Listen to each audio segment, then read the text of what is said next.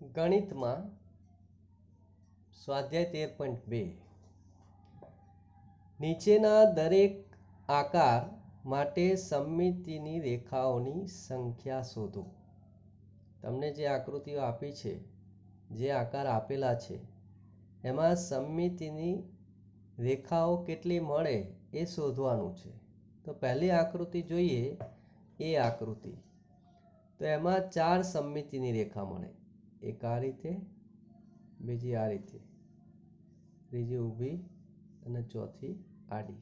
એમ 4 સમમિતિની રેખા મળે. તમે એ રેખા એવી રીતે દોરશો કે જેથી કરીને એ આકાર છે એના 2 સરખા ભાગ થાય. આ રીતે ફૂટપટ્ટીથી દોરી શકીએ. તો આ એક રેખા દોરી એવી અહીંયા બીજી મળશે. ઊભી દોરો ત્રીજી, આડી ચોથી. એ 4 રેખા સમમિતિની રેખા છે. આ રેખાને ધ્યાનમાં રાખીને તમે આકારને આમ વાળો તો એક ભાગ અડધો એ બીજા અડધા ભાગ ઉપર બંધ બેસે. એનો અર્થ કે સમમિત આકૃતિ છે અને એની સમમિતિની રેખા 4 મળશે. તો આનો જવાબ આપણે 4 લખી શકીએ. બીજી આકૃતિમાં પણ તમે ઊભી રેખા આડી રેખા દોરો તો 2 સરખા ભાગ થશે. ઊભી રેખાથી પણ 2 સરખા ભાગ થાય, આડી રેખાથી પણ 2 સરખા ભાગ થાય. આવી ક્રોસમાં પણ 2 રેખા દોરી શકો, એટલે કુલ 4 રેખા સમમિતિની મળે. તો બીજી આકૃતિમાં પણ સમમિતિની 4 રેખાઓ મળશે. એવું ત્રીજી સી આકૃતિ છે, એમાં પણ તમે વચ્ચે આડી લાઈન દોરશો તો 2 સરખા ભાગ થશે. ઊભી લાઈન દોરશો તો પણ 2 સરખા ભાગ થશે. આમ ક્રોસમાં દોરશો તો પણ સરખા ભાગ થશે અને આ રીતે ક્રોસ કરશો તો પણ. તો 4 સમમિતિની રેખા આમાં પણ મળે છે. એટલે પહેલી એ બી સી ત્રણેય આકૃતિમાં આપણને સમમિતિની રેખા 4 મળે છે. હવે આ આકાર જોઈએ, ડી. જેમાં જોકર જેવો આકાર છે. એમાં તમે માત્ર વચ્ચે ઊભી રેખા દોરશો તો જ એના 2 સરખા ભાગ થશે. બાકી ક્યાંય 2 સરખા ભાગ થાય એવી રેખા મળશે નહીં. એનો અર્થ કે સમમિતિની રેખા આમાં એક જ મળશે. એક સમમિતિની રેખા છે. આમાં ષટકોણ આકાર છે, નિયમિત ષટકોણ છે, એટલે 6 સમમિતિની રેખાઓ મળી શકે. 6. એક અહીંયાથી આમ દોરી શકો, બીજી અહીંયાથી, ત્રીજી અહીંયાથી, 3 થઈ. એવી તમે અહીંથી વચ્ચે દોરશો તો 4, 5 અને 6. તો એમ 6 સમમિતિની રેખાઓ મળે. એ જ રીતે એફ આકૃતિમાં પણ 6 સમમિતિની રેખા મળશે. 6 સમમિતિની રેખા મળે. હવે આ જી આકૃતિ જુઓ. એમાં તમે કોઈ રેખા દોરો અને 2 સરખા ભાગ એવા થાય કે જે એકબીજા ઉપર બંધ બેસે. તો એવું મળે છે ખરું? તમે આ આકૃતિ જે છે એમાં આ રીતે ઊભી રેખા દોરી, ધારો કે હવે તમે આને વાળશો તો આ ભાગ આના ઉપર બંધ નહીં બેસે. એ રીતે આમ દોરશો તો પણ બંધ નહીં બેસે. એનો અર્થ કે આમાં સમમિતિની રેખા મળશે નહીં, એટલે શૂન્ય. અહીંયા સાથીઓ આપ્યો છે, એમાં તમે સમમિતિની રેખા દોરો. ધારો કે કોઈ રેખા આમ ઊભી દોરી 2 સરખા ભાગ કરવા માટે. હવે એ રેખાને ધ્યાનમાં રાખી આમ આકારને વાળી અડધા ભાગને, તો આ ભાગ આના ઉપર બંધ બેસશે નહીં, એટલે આમાં પણ સમમિતિની રેખા મળશે નહીં, શૂન્ય. આમાં તમે અહીંયાથી વચ્ચેથી આમ ઊભી રેખા દોરો અને પછી એને વાળશો તો અડધો ભાગ સામેના અડધા ભાગ ઉપર બંધ બેસશે. એનો કે સમમિતિની રેખા મળી. હવે એવું જ તમે કેટલી રેખા દોરી શકો? તો આ એક મળી, એવી હજી પણ અહીંયા બીજી મળી શકે, ત્રીજી, અને 1, 2, 3, 4 અને 5 રેખાઓ મળે. તો આમાં સમમિતિની રેખા 5 મળી શકે. બરાબર. પ્રશ્ન નંબર 2. નીચેના દરેક આકૃતિમાંના ત્રિકોણની ચોરસ ખાનાવાળા કાગળ પર નકલ કરો. એટલે આવી જ આકૃતિ તમારે આલેખ પત્રમાં દોરવાની. દરેકની સમમિતિની રેખા અથવા રેખાઓ જો હોય તો શોધો અને ત્રિકોણનો પ્રકાર નક્કી કરો. જો સમબાજુ ત્રિકોણ હોય ને તો એમાં 3 સમમિતિની રેખા મળશે. સમબાજુ ત્રિકોણ તો 3 સમમિતિની રેખા મળશે. જો સમદ્વિ બાજુ ત્રિકોણ હશે તો 1 સમમિતિની રેખા મળશે અને વિષમ બાજુ ત્રિકોણ હશે તો એક પણ સમમિતિની રેખા નહીં મળે. તો તમે આ પહેલી આકૃતિ છે એમાં દરેક બાજુનું માપ જોશો તો અહીંયા 2.4 સેમી છે. એ રીતે આ બાજુ જોઈએ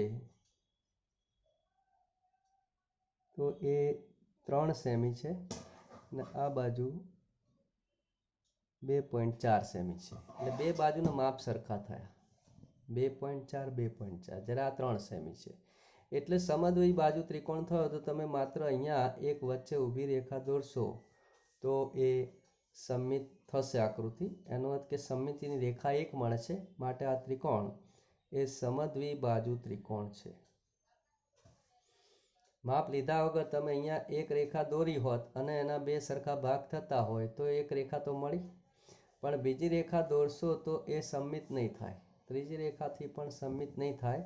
એનો અર્થ કે એક જ રેખાથી સમમિત આકૃતિ બને છે, એક જ સમમિતિની રેખા મળે છે, માટે એ સમદ્વિ બાજુ ત્રિકોણ હશે.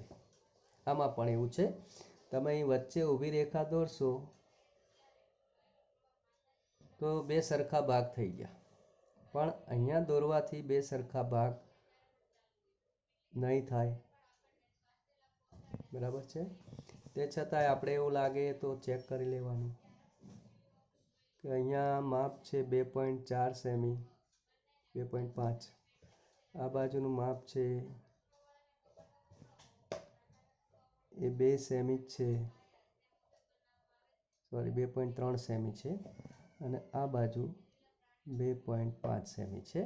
તો એનો અર્થ કે બે બાજુ સરખી છે, તો એક જ સમમિતિની રેખા મળશે. સમદ્વિ બાજુ ત્રિકોણ છે એટલે એક જ, જો તમને સમમિતિની રેખા મળે તો એ સમદ્વિ બાજુ ત્રિકોણ કહેવાય. અહીંયા પણ જોશો તો આ એક જ રેખા તમને મળશે સમમિતિની. આ દોરવાથી તમને ત્રિકોણના બે સરખા ભાગ મળશે, બાકી દોરવાથી નહીં મળે. એનો અર્થ કે એક સમમિતિની રેખા મળી એટલે સમદ્વિ બાજુ ત્રિકોણ છે.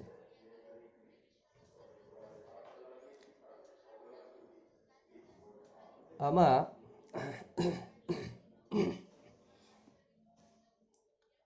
એક કઈ સમમિતિની રેખા દોરી શકાશે નહીં. તમે ત્રણેય બાજુના માપ જોશો, અહીંયા 2.4 સેમી છે, 2.3 સેમી, 2.2 સેમી છે અને આ બાજુ 2.8 સેમી છે. એટલે ત્રણેય બાજુનું માપ જુદા છે, એક પણ બાજુ સરખી નથી. તમે ગમે ત્યાં રેખા દોરશો બે સરખા ભાગ નહીં થાય. એનો અર્થ કે વિષમ બાજુ ત્રિકોણ છે.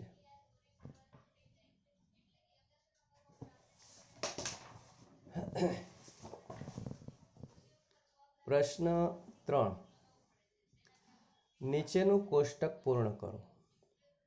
એમાં પહેલા કોલમમાં ઊભા કોલમમાં આકાર આપ્યો છે, બીજા કોલમમાં કાચી આકૃતિ આપી અને ત્રીજામાં સમમિતિની રેખાની સંખ્યા.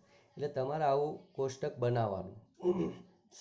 સમબાજુ ત્રિકોણ છે, દોરેલો જ છે. જો સમબાજુ ત્રિકોણ હશે તો એમાં 3 સમમિતિની રેખાઓ દોરી શકાશે, દોરેલી અંદર આપેલી છે જ. તો સમમિતિની રેખામાં 3 લખ્યું છે. હવે બીજો આકાર તમને આપ્યો છે ચોરસ. તો તમે ચોરસ અહીંયા દોરશો, તમે તમારી નોટબુકમાં દોરશો કોષ્ટક, એટલે આ ખાનું થોડુંક મોટું પહોળું રાખશો તો તમે એવું ચોરસ દોરી શકશો. તો એ ચોરસમાં સમમિતિની રેખાઓ કેટલી મળે જુઓ, એક ઊભી રેખા, એક આડી રેખા અને બે આમ ક્રોસ થતી, એટલે 4 રેખાઓ મળે. તો અહીંયા તમે આકૃતિ અહીં દોરશો અને 4 રેખાઓ દોરશો અને પછી અહીં લખશો 4 સમમિતિની રેખા. લંબચોરસ આવો દોરીએ. તમારા શાળાની અંદર બ્લેકબોર્ડ છે અથવા તો તમારા ઘરમાં બારણું કે બારી છે, લંબચોરસ છે, તો એમાં બે જ સમમિતિની રેખા મળે, એક આડી અને એક ઊભી. એટલે એ પણ તમે લંબચોરસ દોરશો નોટબુકમાં આવા કોષ્ટક બનાવીને, અને એમાં સમમિતિની રેખા બે બતાવશો. હા, તમે આમ દોરો તો એ આ ભાગ આના ઉપર બંધ બેસશે નહીં, એટલે બે જ સમમિતિની રેખા મળે. સમદ્વિ બાજુ ત્રિકોણમાં હમણાં જ આપણે દાખલા નંબર 2 માં જોયું કે એક જ સમમિતિની રેખા મળે. તમે આવું સમદ્વિ બાજુ ત્રિકોણ દોરશો, આ બે બાજુ માપ સરખા છે તો વચ્ચે એક જ રેખા મળશે એટલે એક સમમિતિની રેખા. સમબાજુ ત્રિકોણ હોય તો એમાં ત્રણ સમમિતિની રેખાઓ મળશે. ત્રણેય ખૂણામાંથી તમે દોરી શકશો. અને વર્તુળમાં તો અસંખ્ય દોરી શકાય, અગણિત. અસંખ્ય અથવા અગણિત ગણી ના શકાય એટલી. વર્તુળમાં તો ઘણી બધી દોરી શકાય. તો આ રીતે તમે આ આકાર પ્રમાણે સમમિતિની રેખા યાદ રાખો તો પણ તમને MCQમાં કે ખાલી જગ્યામાં ઉપયોગી થાય નાના પ્રશ્નોમાં, કે સમબાજુ ત્રિકોણમાં 3 સમમિતિની રેખા મળે, ચોરસમાં 4 સમમિતિની રેખા મળે, લંબચોરસ હોય તો એમાં 2 સમમિતિની રેખા મળે, સમદ્વિ બાજુ ત્રિકોણમાં એક જ, સમબાજુ ત્રિકોણ હોય તો 3 અને વર્તુળ હોય તો અગણિત. હજી તમને વિષમ બાજુ ત્રિકોણ આપ્યો હોય તો એમાં એક પણ સમમિતિની રેખા મળે નહીં, તો શૂન્ય મળે એમ કહેવાય. હવે અહીં પ્રશ્ન પૂછ્યો છે ચોથા પ્રશ્નમાં, તમે એવો ત્રિકોણ દોરી શકો કે જેને એક સમમિતિની રેખા હોય. એક સમમિતિની રેખા હોય તેવો ત્રિકોણ દોરી શકાય. કયો? તો આપણે સમદ્વિ બાજુ ત્રિકોણ કહીએ છીએ. સમદ્વિ બાજુ ત્રિકોણ એને એક જ સમમિત રેખા હોય, સમમિતિની રેખા એક જ હોય. બે સમમિતિની રેખા હોય એવો કોઈ ત્રિકોણ મળી શકે નહીં. તો અહીં લખાય દોરી શકાય નહીં. એવો ત્રિકોણ દોરી ના શકાય કે જેમાં બે સમમિતિની રેખા હોય, એક હોય અથવા 3 હોય. 3 સમમિતિની રેખા હોય એવો ત્રિકોણ તો હા, કયો? તો સમબાજુ ત્રિકોણ.